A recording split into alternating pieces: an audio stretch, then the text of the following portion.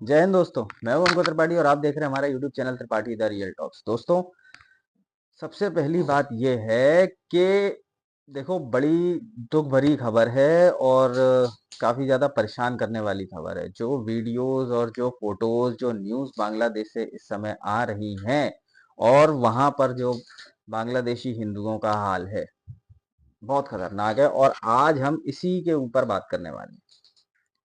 आप समझो, देखो, एक प्रोटेस्ट हुआ, ठीक है।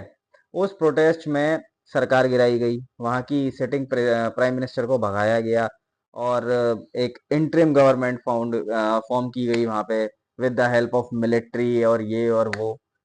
तो वो सब हो गया। भाई, जनता का गुस्सा या स्टूडेंट का गुस्सा सरकार से था, वो बंदी वहां से जा चुकी है यार। वो अपनी कुर्सी छोड़ चुकी है, तुम्हारे देश को छोड़ चुकी है और वहां से जा चुकी है। उसके बाद भी माइनॉरिटीज पे इतना इतना जुल्म करने का और इतने हमले करने का क्या मतलब है? इससे तो फिर यही चीज समझ में आती है कि आप अपना वहां पे जिहादी माइंडसेट दिखा रहे हो। मैं बांग्लादेश के उन उन उन अ, इस्लामी लोगों से बात कर रहा हूँ जो ये सब चीजें कर रहे हैं। इससे तो यही माइंडसेट आता है ना आप लोगों का निकल के, कि आप लोग वहां पे जिहाद फैला रहे हो और माइनॉरिटीज को वहां से खत्म करना चाहते हो। सेम केस, बिल्कुल सेम चीज 1970 में, 68, 69, 70 उस दौरान भी हुई थी, जब इंडियन गवर्नमेंट, इंडियन मिलिट्री को वहां जाना पड़ा था। और आप ही देखो, हम आपके पास नहीं आए थे ना यार, आप ही लोग हमारे पास आए थे कि भैया हमें बचा लो, फलाना कर दो। जब आप लोग पहले भी हमसे मदद मांगने आए थे, और फिर से आप जो पाकिस्तान ने उस टाइम पे किया था वही फिर से आप आज इस बार कर रहे हो। अगर किसी मेरे दोस्त यारों को नहीं पता है तो मैं बता देता हूँ, 68, 69, 70 और 71, ये 4 साल वहां पे बांग्लादेशी हिंदुओं के लिए सबसे ज्यादा खतरनाक थे। और उस दौरान सबसे ज्यादा हिंदुओं का वहां पे मारा गया, सबसे ज्यादा वहां पे हिंदुओं की फैमिलीज को बर्बाद किया गया, सबसे ज्यादा मंदिर तोड़े गए। सारे के सारे जितने हमले होते थे, हिंदूज के खिलाफ होते थे।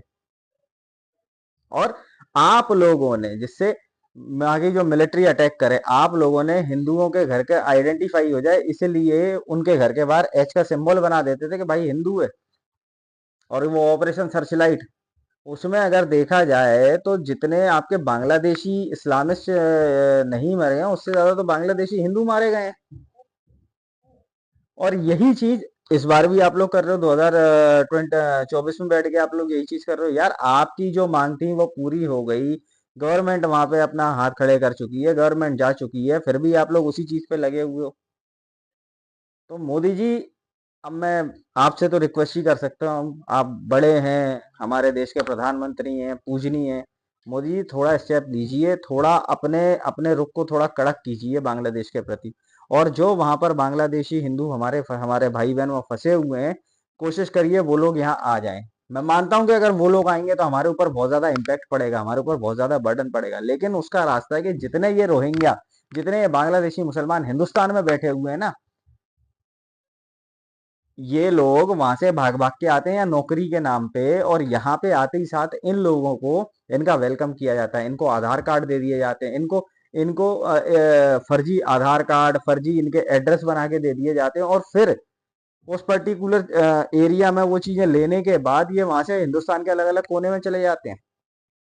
आप मुंबई में जाके देख लो, आप दिल्ली में जाके देख लो, नोएडा में देख लो, वेस्ट बंगाल में आप देख लो, इतने बांग्लादेशी वहां भरे पड़े हैं, इतने बांग्लादेशी भरे पड़े हैं कि अगर उन लोगों को इकट्ठा कर लिया जाए ना भाई साहब, तो मैं बता रहा हूँ हिंदुस्तान के अंदर एक देश और बन जाएगा, जो वहां पे बांग्लादेशी मुसलमान हिंदुस्तान में है इस समय, आज की डेट में।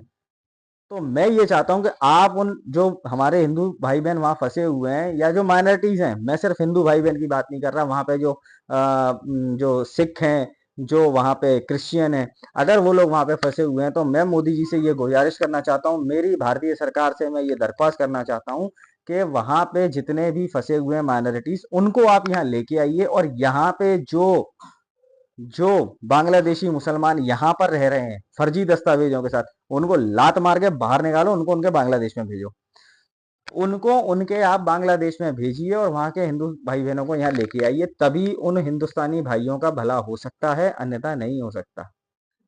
दोस्तों, मैं वो वीडियो देख के, मतलब अगर कोई भी उन वीडियोस को देखेगा ना यार, तो उसका दिल दहल जाएगा।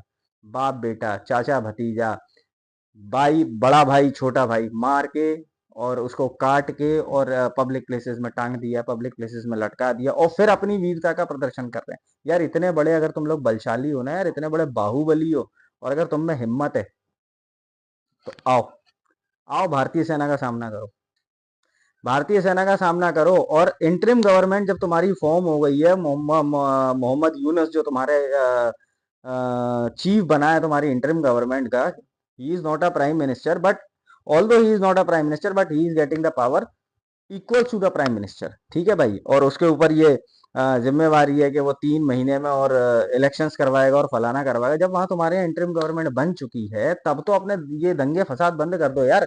तुम लोग दुकानों में लूटपाट कर रहे हो, और ये मोहम्मद यूनुस, क्या आपके बस की बात नहीं है कि आप उन दंगों को रुकवाएं? ये तो आपकी ड्यूटी बनती है ना यार, आप वहां के आप चीफ सेक्रेटरी हो, तो ये आपकी ड्यूटी बनती है कि आपके देश में क्या चल रहा है। आप मुझे जवाब दीजिए इस बात का, ये आपकी ड्यूटी है या नहीं है। देखिए, अगर हिंदुस्तानी सेना अपना काम करने बैठी तो देखिएगा कहीं ऐसा ना हो कि 1971 में हमने पाकिस्तान के दो टुकड़े करके एक बनाया था बांग्लादेश, एक बनाया था पाकिस्तान। कहीं इस बार आप हम लोगों को इतना मजबूर मत कर देना कि इंडिया एक्शन ले ले और बांग्लादेश के दो टुकड़े करके बना दे, एक इस्लामी बांग्लादेश और एक हिंदू बांग्लादेश। फिर आप हमारे सामने आके मत रोना कि हिंदुस्तान ने ऐसा कर दिया। गलती हमारी थी 1971 में, जब आपको बनाया था ना, तब आपको हमारे अंदर आपको शामिल कर लेना था, आपको एक इंडिपेंडेंट कंट्री नहीं बना था। बट हमने किसी की जमीनों पर कब्जा नहीं किया ना यार, हमने किसी की जमीनें हथियाई नहीं है, इसलिए हम लोगों की मेंटेलिटी ऐसी नहीं है, हम ऐसा जुल्म नहीं करते हैं। बट आप लोग ऐसा जुल्म कर रहे हो यार, पाकिस्तान के उस पे मत चलो। मैं अभी भी बोल रहा हूँ 1947 1971 में ही अगर हम बात कर लेते हैं, तब वहां पे माइनॉरिटीज थे, मेरे ख्याल से 25 to 30% वहां माइनॉरिटीज थी। और आज की डेट में अगर मैं देखता हूँ तो वहां पे 8% माइनॉरिटीज हैं। और अगर यही आपके चलता रहा ना तो हो सकता है 3-4 साल में या तो वो बचे ना, और बचे भी तो 1% या 2%। वो आपके देश के नागरिक हैं, वो आपके लिए काम करते हैं, आपके बांग्लादेश के लिए काम करते हैं, ना कि हिंदुस्तान के लिए काम करते हैं। लेकिन दुनिया के किसी भी कोने में अगर कोई हिंदू उसके ऊपर अत्याचार होगा तो हमारी आवाज उठेगी, हमारी आवाज हर उस हिंदू भाई बहन के लिए उठेगी जो सनातनी है और जो हिंदू धर्म में अपना विश्वास रखता है।